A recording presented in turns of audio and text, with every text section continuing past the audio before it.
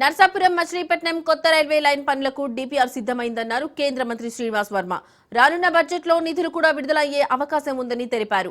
Kotipalli Narsapuram railway line పనులు జాప్యానికి నిధులు భూసేకరణ కారణమన్నారు కేంద్ర మంత్రి శ్రీనివాస్ వర్మ.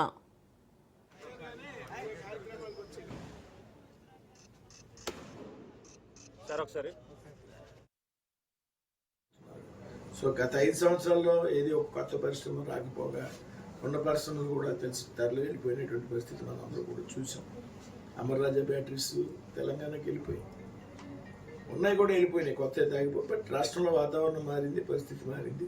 కేంద్ర సహకారం పూర్తిగా రాష్ట్రానికి ఉంది కాబట్టి రాబోయేటువంటి రోజుల్లో అన్ని రకాలుగా కూడా రాష్ట్రం అభివృద్ధి చెందుతుంది. ఇండస్ట్రియల్గా కూడా రాష్ట్రానికి మంచి ప్రాజెక్టు వచ్చేటువంటి అవకాశం ఉంది. దాని ఆధారంగా పెద్ద ఎత్తున ఈ రాష్ట్రంలో యువతకి ఉపాధి అవకాశాలు కలిగేటువంటి అవకాశం చాలా అవసరం. ఆల్మోస్ట్ ఆల్ శాంక్షన్ అండి. 22 అప్రూవల్ అయిపోయింది. రేపు 6వ తారీఖున అది నేను తెచ్చిన సిఎస్ఆర్ ఫండ్స్ అండి. 6 మీటింగ్ అవుతుంది. 6 మీటింగ్లో ఆల్మోస్ట్ ఆల్ ఫైనల్ అప్రూవల్స్ ఇచ్చేస్తారు. అంటే ప్రతి అసెంబ్లీలో డయాలసిస్ సెంటర్ ఉండాలనేది నేను కాన్సెప్ట్ పెట్టుకున్నాను. ఎందుకంటే అది నా ఎంపీ ల్యాడ్స్ అవ్వండి, బయట నుంచి వచ్చేటువంటి సిఎస్ఆర్ ఫండ్స్ అవ్వండి. అంతకుముందు డయాలసిస్ సెంటర్ ఆల్రెడీ నేను 10 కోట్ల ప్రపోజల్స్ పెట్టాను. 10 కూడా 22 అప్రూవల్ అయ్యి 6వ తారీఖున ఫైనల్ అప్రూవల్ రావచ్చు, లేకపోతే ఇంకో 4 రోజులు పట్టచ్చు అంతే. సో మనం పెట్టాలి అనే కాన్సెప్ట్ మనం అసెంబ్లీలో డయాలసిస్ సెంటర్లు ఉండాలనేది మనం పెట్టుకున్నాం.